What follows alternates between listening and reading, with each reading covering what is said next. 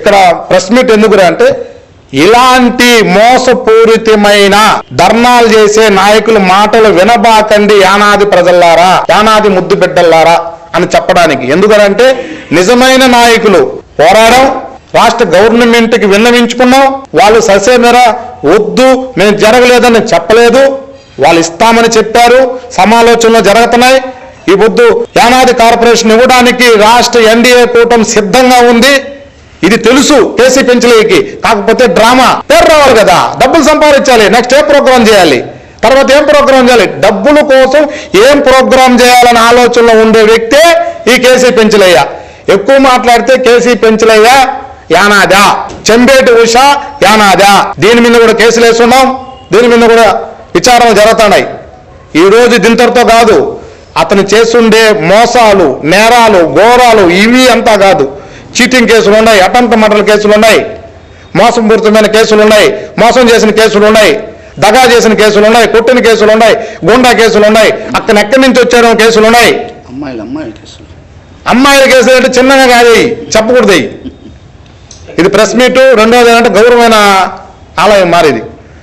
అమ్మాయిల కేసులు అంటే అటు ఇటు కాదు, చాలా దుర్భరమైన అమ్మాయి కేసులు.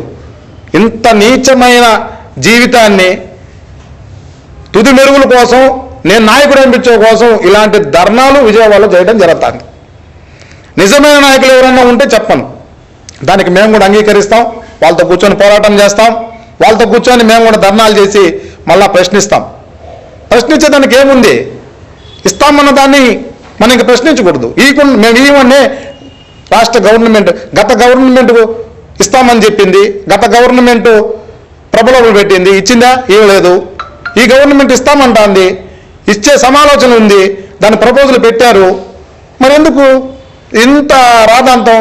అమాయకుల ప్రజల్ని, యానాది అమాయక బిడ్డల్ని మోసం చేయడానికా? అమాయకమైన యానాది ప్రజల దగ్గర ఎంత దగ్గర డబ్బులు తినేస్తున్నావు నువ్వు? మాకు తెలియదు అనుకుంటున్నావా? అన్నిటికీ ప్రూఫ్ ఉన్నాయి. ఈరోజు నేనేమో తెలివి తక్కువగా వచ్చి కూర్చోలే, ఇక్కడ ఎవరు పక్కనైనా న్యాయం జరగాల. దానికి యానాది బిడ్డలు బలవ్వకూడదు. ఇలాంటి మోసమైన నాయకుల దగ్గరికి పోయి ధర్నాల్లో కూర్చోపాకండి. ఈరోజు రాష్ట్ర ప్రభుత్వం సమాలోచనలో ఉంది కాబట్టి చెప్తున్నా, ఇలాంటి వాళ్ళ దగ్గర మోసం పోపాకండి, మోసపోయి దగా కాకపాకండి. ఇప్పుడు 32 సంఘాలు ఏకీభవించింది, నువ్వు ఒక్కడెందుకు ఏకీభవించలేకపోతే తనిఖీ పెట్టుకుంటున్నావు. 32 సంఘాలు మహాయానాది కూటమిలో కలిసాయి, మరి ఎందుకు నీ ఒక్కడు కలవలేదు? కలిసావు, మా సిద్ధాంతాలు నీకు నచ్చలా అంటే దండుకునేదానికి అవకాశం లేదు ఇక్కడ, గౌరవంగా ఉండేదానికి లేదు ఇక్కడ, మర్యాదగా ఉండేదానికి లేదు. నువ్వు తెల్లారితో లేసి ఎవరినో ఒకటి మోసం చేయాలా, ఎవరు ఒకరి దగ్గర డబ్బులు తినాలా, ఎవరినో ఒకరిని గెల్లాలా, ఎవరితో ఒక దాన్ని తీసుకొచ్చుకోవాలా, నీ బతుకదే కదా.